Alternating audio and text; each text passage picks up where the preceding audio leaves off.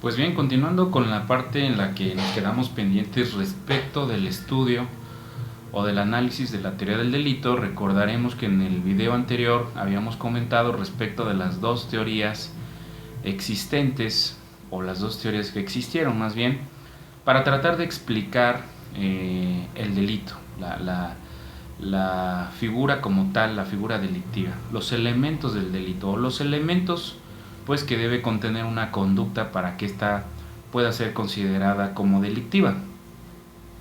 Y mencionábamos que fundamentalmente existieron dos concepciones, una que fue la concepción analítica, que es la que propone la división para su estudio, es decir, establece que el delito pues se divide, se segmenta, tiene segmentaciones, y la concepción totalizadora, que pues establece que el delito no se divide, que el delito es una unidad monolítica, sin división, sin segmentación. Sin embargo, la concepción analítica prospera y es la que va a establecer en primer término que el delito se divide en 7 elementos. Entonces así va a surgir la primer teoría del delito, que es la teoría heptatómica, que considera o establece que para que una conducta sea considerada como delito se requiere la existencia y la comprobación o la acreditación de 7 elementos, como son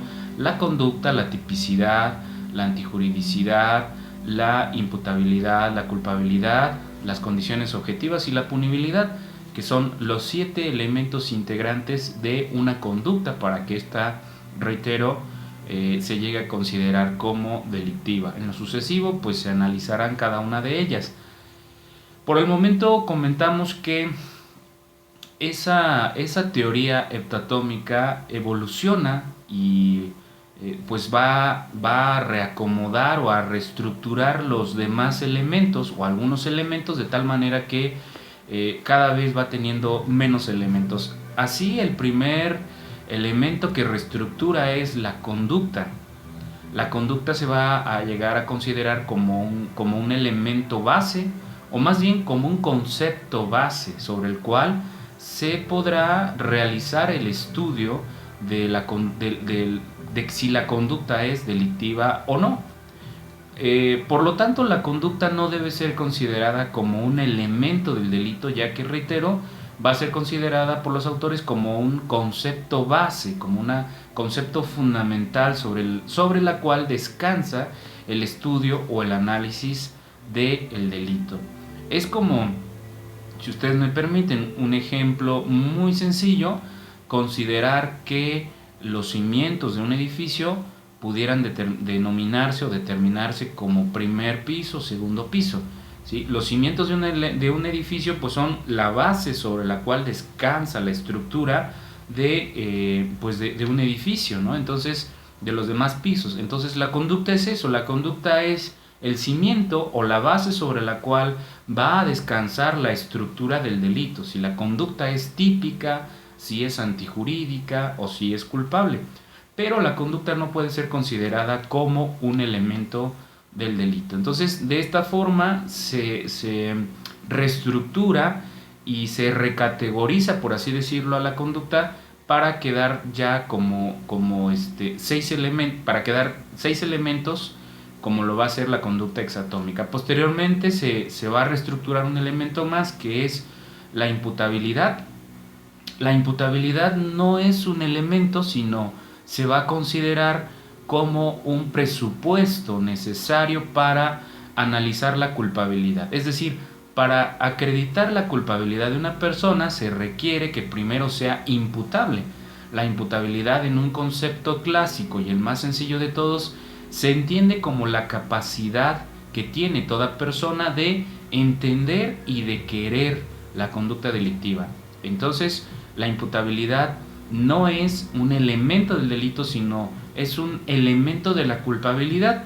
Por así decirlo, la imputabilidad va a ser una especie de subelemento, y así pasa a quedarse con 5 elementos la teoría del delito, y posteriormente se va a reestructurar también el elemento denominado condiciones objetivas. Las condiciones objetivas van a ser consideradas como elementos concretos, como su nombre lo dice, objetivos, es decir, tangibles, materiales, que se requieren en una conducta delictiva para que se pueda aplicar una determinada pena. Es decir, por ejemplo, en algunos países, de manera muy específica, si en la aduana te detectan con una determinada cantidad de objetos que no reportaste, pues de acuerdo al valor o de acuerdo a la cantidad, podrá ser una infracción o podrá ser un delito.